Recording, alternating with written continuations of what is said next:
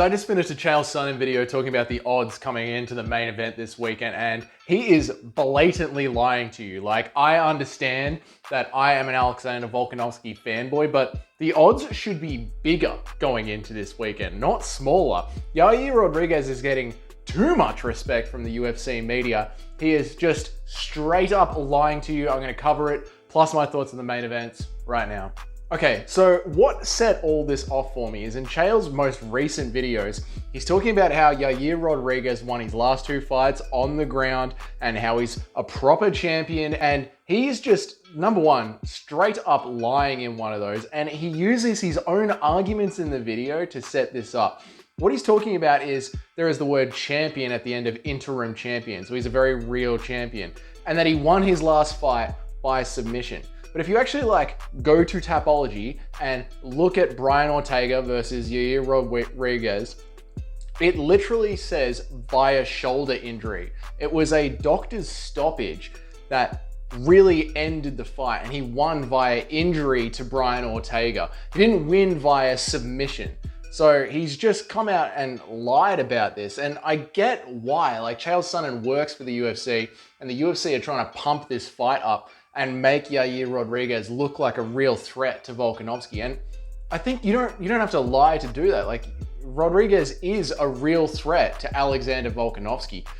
But I think the odds lines should be bigger. Just going back and watching their fights all week long, I don't see where Rodriguez can beat Volkanovski.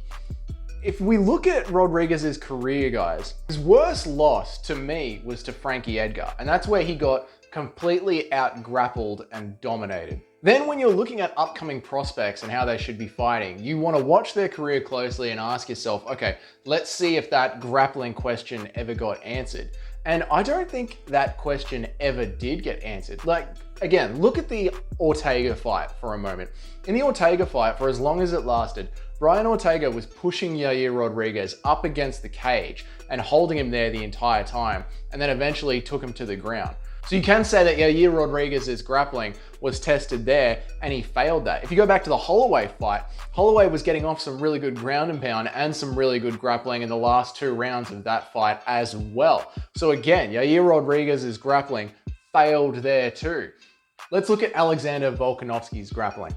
In his last fight, he just went up against Islam Makhachev. And if you need to have it explained to you the kind of experience that grappling Islam Makhachev is going to give you, I don't think the word casual is harsh enough. You know what I mean? Like, the level of experience that he would have gotten from that fight and how he held his own in that fight and actually worked it and got out of those submissions, plus all the training that he would have done for Ortega to get out of the Ortega submission as well, means that when you do a bit of the dreaded MMA maths, you can assume pretty safely that Volkanovski, the ex-rugby player that used to fight early on in his career in the amateurs, 2 weight classes heavier, has all that rugby background, trained for Ortega and got out of the Ortega situations, trained for Islam Makhachev, got out of those situations and held his own with him, is going to be a better grappler than Yair Rodriguez, who has been tested since the Frankie Edgar fight, and I haven't seen him pass that test once. If anything, I've seen him fail that test multiple times. So then we go to the feet, to the stand-up. So everyone's talking about these spinning kicks, these flying kicks. Yair's, recent fights, he's been far more conservative and picking his shots, which is, what you need to do. And he's been playing it smart, and he's been whipping that stuff out a little bit later. Now, I do think that he's going to use that, and he might catch Volkanovski on the chin early. He's definitely got the ability to do that. But is that going to hurt Volkanovski? Like, Volkanovski might get rocked. Volkanovski's copped a few punches, but look at the speed of Alex. Since the Holloway fight, in the Ortega fight, and the Zombie fight, Alex beat the piss out of all of them, guys. Again, the dreaded MMA maths. Let's just call it how it is. Holloway beat the piss out of Yair Rodriguez. So the way to break this one down is Yair Rodriguez a better striker than Volkanovski? Well, when they have fought the same opponents, Volkanovski's done more damage to them than Yair has. So you would assume that Volkanovski's a better striker. So now you've got Volkanovski's a better striker, He's a better grappler, he speeds faster, and he's coming down where he's just put on a ton of weight, so he's probably stronger than Yair Rodriguez as well. How do people see a place for Yair to win this if he doesn't land that spinning kick in the first round? Essentially what you're saying is Yair Rodriguez has a puncher's chance, which means the odds of being 3-1 are, if anything, generous to Yair Rodriguez. And this hype that's coming from the UFC staff and the UFC podcast, I get it. We gotta sell the fight. Number one, Chael Sonnen is just straight up lying to us. And number two, guys, how come we could sell Amanda Nunes's fight against Juliana Pena when Pena was coming in, I think it was 11-1 or something like that. She came in 11-1 and we still managed to hype that fight up and sell it. I don't think that we need to spit shine Yair Rodriguez to make this fight interesting. I think it's interesting enough without lying to us and without Chael Sonnen putting out 2 videos, just trying to hype this thing up. I think it's hype enough. Like, Volkanovski is coming off a loss. He hasn't come off a loss ever, I don't think.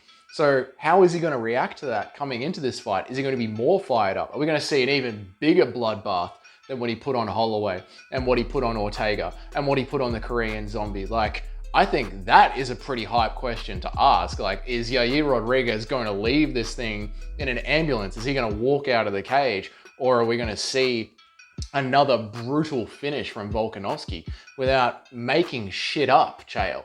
I don't know, guys. I just finished listening to that stuff and it was drilled into my head, like, why are we pointlessly fluffing this up when we don't need to? I think it's hype enough, but I see the Yair Rodriguez fans out there and I want to hear the argument from you guys if you are a fan of him. What is Yair going to do that isn't a spinning head kick? Give me something that isn't a puncher's chance. What is the strategy that he's going to implement that is going to work against Volkanovski?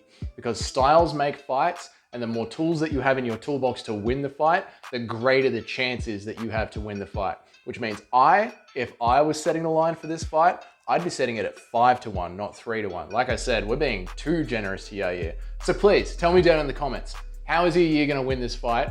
And the challenge is, you can't say spinning head kick. Thanks for watching the video, guys. I'll see you in the next one. Leave it down in the comments.